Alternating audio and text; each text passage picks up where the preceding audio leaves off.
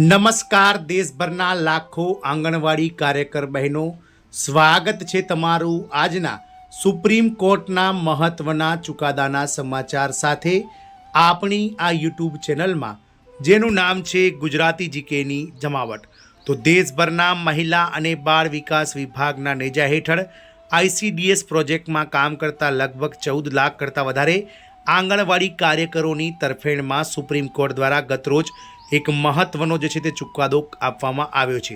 Supreme court દ્વારા જે છે તે વર્ષોથી પેન્ડિંગ જે આંગણવાડી કાર્યકરોની જે કહી શકાય કે ઉચ્ચ પગાર ધોરણ અને કહી શકાય પ્રમોશન બાબતને લઈને જે અરજીઓ કરવામાં આવી હતી તેના વિશે એક મહત્વનો ચુકાદો અપાયો છે, જેમાં આંગણવાડી કાર્યકરો ડિગ્રી હોવા છતાં પણ 29% કોટા માટે અરજી કરી છે તેવો સુપ્રીમ કોર્ટે ઐતિહાસિક ચુકાદો આપ્યો છે। જાણીશું આજના વિડીયોમાં વિગતવાર કે દેશભરના 14 લાખ કરતાં વધારે આંગણવાડી કાર્યકર બહેનો માટે સુપ્રીમ કોર્ટ દ્વારા કઈ બાબતને લઈ અને મહત્વનો ચુકાદો અપાયો છે તેના વિશે આજના વિડીયોમાં આપણે વિગતવાર ચર્ચા કરીશું। તો વિડીયોના અંત સુધી આપ બન્યા રહો અને જો કર્મચારી બહેનો આપ ચેનલમાં નવા સબસ્ક્રાઈબર હોય તો અમારી ચેનલને સબસ્ક્રાઈબ કરવાનું ભૂલશો નહીં। તો આંગણવાડી કાર્યકરો ડિગ્રી હોવા છતાં પણ 29% કોટા સામે અરજી કરી શકે છે। સુપ્રીમ કોર્ટનો આ બાબતે ઐતિહાસિક ચુકાદો સામે આવ્યો છે। તો સુપ્રીમ કોર્ટે સ્પષ્ટ કર્યું છે કે સ્નાતક આંગણવાડી કાર્યકરોને SSLC લાયકાત અને 10 વર્ષનો અનુભવ ધરાવતા કાર્યકરો માટે અનામત 29% કોટામાં સ્પર્ધા કરવાથી બાકાત રાખી શકાય નહીં। કોર્ટે જણાવ્યું હતું કે સ્નાતકો માટે વધારાનો 11% કોટા ફક્ત એક વિશિષ્ટ માધ્યમ છે। એવી જોગવાઈ નથી કે તેમને બાકીના 29% કોટામાંથી બાકાત રાખી શકાય। ન્યાયાધીશ સંજય કુમાર અને કે વિનોદચંદ્રનની બેન્ચે કેરળ હાઈકોર્ટના એ નિર્ણયને ઉલટાવી દીધો છે, જેમાં સ્નાતક આંગણવાડી કાર્યકરોને 11% કોટા સુધી મર્યાદિત રાખવાનો નિર્ણય હતો। સુપ્રીમ કોર્ટે કેરળ વહીવટી ટ્રિબ્યુનલના નિર્ણયને વિરુદ્ધ માન્ય જે છે તે રાખ્યો છે અને નિર્ણયને માન્ય નથી રાખ્યો। શું વાત હતી? તો આ વિવાદ સંકલિત બાળ વિકાસ યોજના એટલે કે ઇન્ટિગ્રેટેડ ચાઇલ્ડ ડેવલપમેન્ટ સર્વિસ હેઠળ સુપરવાઇઝર પદો પર ભરતીનો હતો। અગાઉના નિયમોમાં SSLC એટલે કે ધોરણ 10 પાસ અને 10 વર્ષનો અનુભવ ધરાવતી આંગણવાડી કાર્યકર્તાઓ માટે 29% પદો અનામત રાખવામાં આવ્યા હતા। 1 જાન્યુઆરી 2014થી નિયમોમાં સુધારો થયા બાદ આ કોટા વધારીને 40% કરવામાં આવ્યો હતો, જેમાં SSLC પ્લસ 10 વર્ષનો અનુભવ ધરાવતા કામદારો માટે 29% કોટા અને 11% કોટા ફક્ત સ્નાતક આંગણવાડી કાર્યકરો માટે જ રાખવામાં આવ્યો હતો। વિવાદ કેમ ઊભો થયો?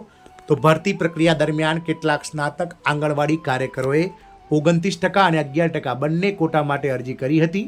SSLC લાયકાત ધરાવતા કાર્યકરો દ્વારા આને પડકારવામાં આવ્યો હતો, જેમણે દલીલ કરી હતી કે સ્નાતક ઉમેદવારોને 11% કોટા સુધી મર્યાદિત રાખવા જોઈએ। સુપ્રીમ કોર્ટનો નિર્ણય। તો સુપ્રીમ કોર્ટે કહ્યું કે વર્ષ 2014નો સુધારો પરસ્પર વિશિષ્ટ કોટા બનાવવા માટે નહોતો, પરંતુ આંગણવાડી કાર્યકરો માટે એકંદરે તકો વધારવા માટેનો હતો। કોર્ટે સ્પષ્ટતા કરી હતી કે સ્નાતકો માટે સામાન્ય એટલે કે ખુલ્લી શ્રેણી ભરતીથી અલગ કરીને 11% કોટા બનાવવામાં આવ્યો છે। આનાથી 29% કોટા પર કોઈ અસર થઈ નથી। જો ઉમેદવાર સ્નાતક હોય અને SSLC પણ પાસ કરેલ હોય અને જરૂરી લાયકાત ધરાવતો હોય, અનુભવ ધરાવતો હોય તો તેને 29% કોટા માટે અરજી કરવાથી પ્રતિબંધિત નથી। કોર્ટે કહ્યું છે કે નિયમોમાં ક્યાંય એવું કહેવામાં આવ્યું નથી કે ઉચ્ચ લાયકાત ગ્રેજ્યુએશન ધરાવતા ઉમેદવારોને ગેરલાયક ઠેરવવામાં આવે। મહત્વપૂર્ણ નોંધ।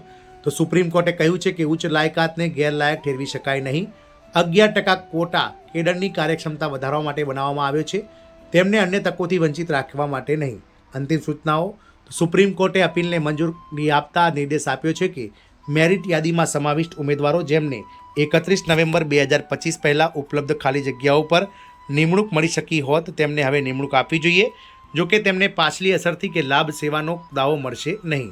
આમ સુપ્રીમ કોર્ટે સ્પષ્ટ કર્યું છે કે સ્નાતક આંગણવાડી કાર્યકરો પણ 29% કોટામાં સ્પર્ધા કરી શકે છે અને તેમને તેમાંથી બાકાત રાખી શકાતા નથી। આમ કેરળ હાઈકોર્ટના ચુકાદાને જે છે તે સુપ્રીમ કોર્ટે ફગાવી દીધો છે અને હવે જે સુપ્રીમ કોર્ટ દ્વારા જે ચુકાદો અપાયો છે તે પ્રમાણે સ્નાતક આંગણવાડી કાર્યકરો જેઓ 10 વર્ષનો અનુભવ ધરાવે છે તેઓ આંગણવાડી સુપરવાઇઝર માટેની જે જગ્યાઓ છે તેમાં 40% જગ્યાઓનું જે અનામત છે તે તમામ માટે તેઓ અરજી કરી શકે છે। જય હિન્દ, અસ્તુ।